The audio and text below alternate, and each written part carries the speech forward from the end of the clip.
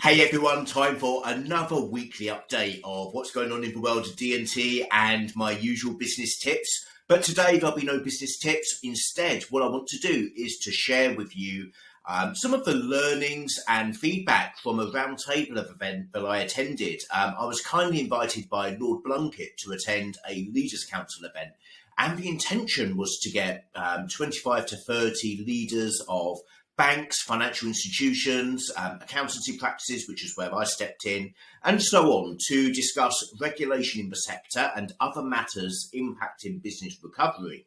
Now, as you can probably imagine, one of my key topics that I'm sharing with everyone is my concern that the banks no longer have the EFG scheme to lend on.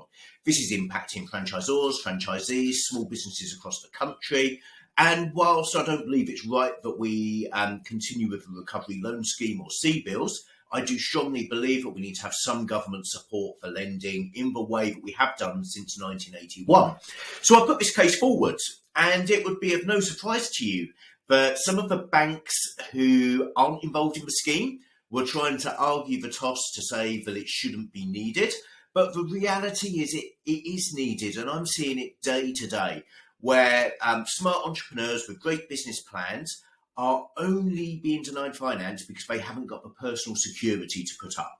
So I'll continue fighting this fight. It's been heard loud and clear by Lord Blunkett and the team at the Leaders Council. I've been assured it will be put forward. I've also shared it with Esther McVeigh and the Enterprise Forum, and I'll keep fighting this fight for you guys, and hopefully we can get somewhere soon.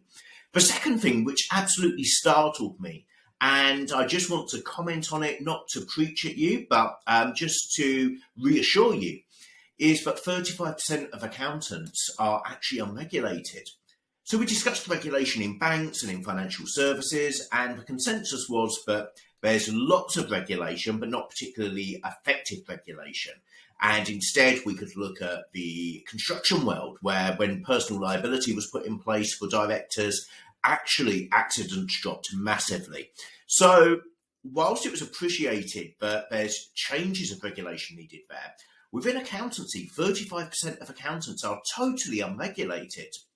Now, that's not to say that an unregulated accountant is a bad accountant. I know bad regulated accountants, and I know great unregulated, qualified by experience accountants.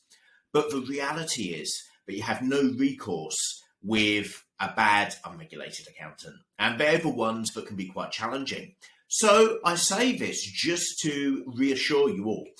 We are regulated by the Institute of Chartered Accountants in England and Wales. So if ever you want to see the ethics that we subscribe to and what we need to do as a professional body, that's publicly available. I personally also serve as chair of the practitioners panel at the ACCA, which is the Chartered Certified Association. So we are clearly big advocates of ensuring that things are done properly, and that we believe that all accountants should be regulated. We just wanted to reassure you that we are not one of the 35% and that you're in safe hands. So that's just a very quick update on that roundtable, on what feedback came back from it. Clearly, the most important matter, the pressing matter, is these EFG loans, because they are stifling the growth of businesses, they're stifling the recruitment of new franchises, and we will continue to fight that cause, and I'll keep you updated with it. Until next week, I'll see you soon, hopefully back with a tip rather than just a political update.